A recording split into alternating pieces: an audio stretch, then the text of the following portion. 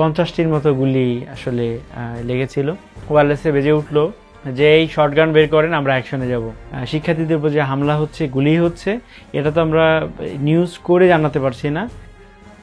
জুলাই গণঅভ্যুত্থানের যে আমি মূলত দুটি ভাগে ভাগ করি, একটি হচ্ছে অহিংস পর্ব আর একটি হচ্ছে সহিংস পর্ব। মূলত 14ই জুলাই পর্যন্ত, অর্থাৎ তৎকালীন প্রধানমন্ত্রী শেখ হাসিনা কর্তৃক এই রাজাকারের নাতিপুতিরা কটা হবে কিনা এই ধরনের যে বক্তব্যের প্রেক্ষিতে যে পরিস্থিতি সৃষ্টি হয়, সেটির এক পর্যন্ত আন্দোলনটা মোটামুটি এক ধরনের অহিংসই ছিল, কিন্তু তার বক্তব্যের পরে সহিংস হয়ে যায়। একদম এটা কন্টিনিউ করে 36 জুলাই পর্যন্ত বা 5 আগস্ট পর্যন্ত। আমি যেদিন আহত হলাম, এটি মূলত অনেক বড় একটা বা একটা বিস্তৃত একটা ব্যাপার। তো আমি যদি সংক্ষেপেই বলতে যাই যে সেদিন সারা দেশে শিক্ষার্থীদের উপর হামলা হয়েছে, গতদিনের রেস ধরে শিক্ষার্থীদের আন্দোলনে হামলা হয়েছে। সে হামলায় যে ছবিগুলো বিভিন্ন সহকর্মীদের কাছ থেকে আসছিল, আমরা আসলে ধারণা করছিলাম যে সারা দেশের মতো জাহাঙ্গীরনগর বিশ্ববিদ্যালয়েও ছাত্রলীগের নেতাকর্মীরা হামলা করবে। আমার যে ধারণার জায়গা থেকে যে যেহেতু হামলা হতে পারে, ভালোভাবে কাভারের জন্য সেফটি মেজার হিসেবে চিন্তা করেছিলাম যে একটি হেলমেট, ভেস্ট এবং শু রাখার জন্য। বাট আমি আমার নিজস্ব হেলমেট ছিল না, আমার বন্ধুর কাছ থেকে একটা হেলমেট ধার করে নিই, কিন্তু ভেস্ট সে সময় ম্যানেজ করা যাচ্ছিল না। সব মিলে মিছিল শুরু হয়। মিছিলে শিক্ষার্থীরা তাদের ব্যাপক পরিমাণে অংশগ্রহণ করে এবং একটা পর্যায়ে গিয়ে মিছিলটি যখন বিশ্ববিদ্যালয়ের তৎকালীন বঙ্গবন্ধু শেখ মুজিবুর রহমান হলের সামনে গিয়ে পৌঁছায়, বিপরীত দিক থেকে ছাত্রলীগের সভাপতি সেক্রেটারির নেতৃত্বে সশস্ত্র নেতাকর্মীরা এসে শিক্ষার্থীদের উপর হামলা চালায়। এই সংঘর্ষে বেশ কয়েকজন শিক্ষার্থী আহত হলে পাল্টা প্রতিরোধ গড়ে তোলে শিক্ষার্থীরা। সেই পাল্টা প্রতিরোধে কয়েকজন ছাত্রলীগের নেতাকর্মীও আহত হন। আমরা তখন জানতে পেলাম পুলিশ বিশ্ববিদ্যালয় সংলগ্ন গেটগুলোতে অবস্থান করছে। একটি পর্যায়ে আমরা যখন চিন্তা করলাম যে এইখান থেকে আসলে মনে হয় যাওয়া হচ্ছে না, শিক্ষার্থীরাও তাদের নিরাপত্তার কথা চিন্তা করে প্রশাসনের যে আশ্বাস সেটি না মেনে সেখানেই অবস্থান নেয়। তারপরে হচ্ছে যে সেখানে আমার যে একটা এজ এ জার্নালিস্ট একটা সেফটি প্ল্যান ছিল যে যদি হামলা হয় তাহলে আমরা উপাচার্যের বাসভবন সংলগ্ন যে উপাচার্যের বাসভবন সেখানে অবস্থান নেব। এর একটি কারণ হচ্ছে যে চতুর্দিকে নিরাপত্তা প্রাচীর এবং একদিকে পুকুর আছে, সেখানে আন্দোলনকারী শিক্ষার্থীদের সঙ্গে আমাদের সংবাদকর্মীদের যে মিশ্রণ হওয়ার কোনো সুযোগ নেই, বা পুলিশ কোনো কারণে হামলা করে দায় এড়ানোর সুযোগটিও থাকবে না।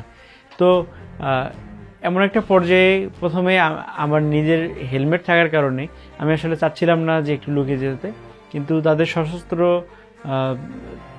ভাব দেখে আমাদের অন্য যারা সিনিয়র ছিলেন সেখানে সবাই মিলে সংবাদকর্মীরা মূলত আমাদেরকে আরও দুটি বাসভবন পেরিয়ে পুকুর সংলগ্ন একটি জঙ্গল ছিল, সেখানে গিয়ে আমাদের অবস্থান নিতে হয়। এর মধ্যে আমরা গুলির শব্দ পাই।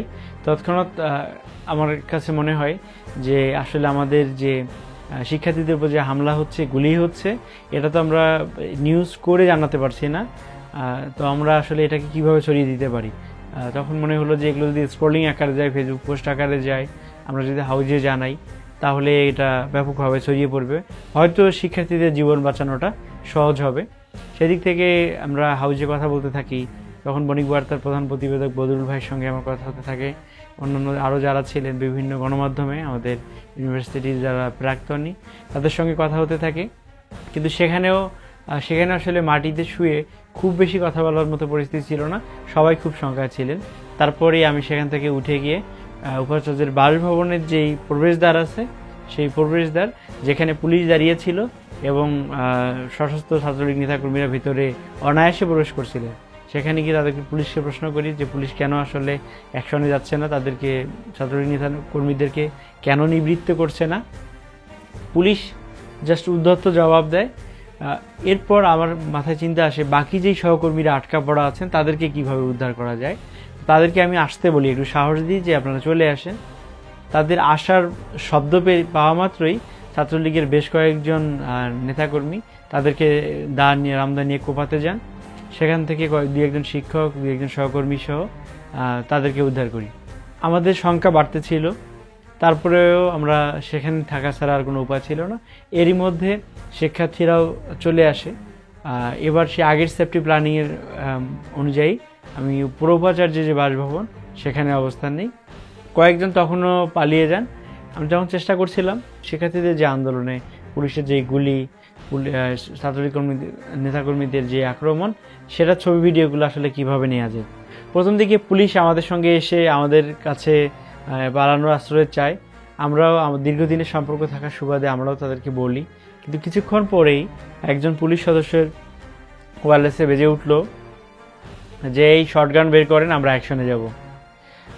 আমি ধারণা করতে পারছিলাম যে পুলিশ গুলি ছুড়বে, কিন্তু আসলে ওখান থেকে মুভ করারও স্পেস ছিল না।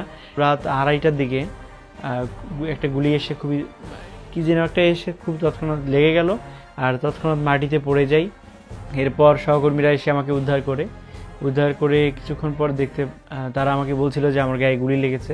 আমার বিশ্বাস হচ্ছিল না কোনোভাবেই, গায়ে থেকে রক্ত পড়ছিল। তখন আসলে আমার ওরকম সেন্সটুকু ছিল না। পরে যখন আমি আসলে এটি দেখতে পাই, যখন হসপিটালে নিয়ে আমাকে যখন আমার ছবি পরবর্তীতে দেখতে পাই, তখন আসলে বুঝতে পারি যে আমার গায়ে আসলে অসংখ্য গুলি লেগেছে। আমরা আরও 1 ঘন্টা সেখানে অপেক্ষা করি। আমাকে উদ্ধারের জন্য আমার যেই সহকর্মীরা গিয়েছিলেন তাদেরকেও গুলি করা হয়, আরও 4 জন গুলিবিদ্ধ হয়েছিলেন। আমার গলায় তখন সাংবাদিকদের যে কার্ড সেটি ছিল, এবং আমার সাথে আরও একজন এসপিও ছিলেন ওখানে। তারাও আমাদের চিনতেন আমাদের পেশাগত সম্পর্কের জায়গা থেকে। একটা পর্যায়ে গিয়ে প্রায় 1 ঘন্টা পর আমরা বিশ্ববিদ্যালয়ের অ্যাম্বুলেন্স পাইনি। একজন শিক্ষকের হাজব্যান্ডের গাড়িতে করে আমাদেরকে হসপিটালে নেওয়া হয় ভোরে। প্রায় 50টির মতো গুলি আসলে লেগেছিল। এর মধ্যে প্রায় 2 দফা চিকিৎসার পর এবং 1 দফা মেজর অস্ত্রোপচারের পর প্রায় 19টির মতো গুলি বের হয়েছে। চিকিৎসা এখনও চলমান আছে। বিদেশে চিকিৎসা নেওয়ার জন্য অভিজ্ঞ চিকিৎসকগণ পরামর্শ দিয়েছেন।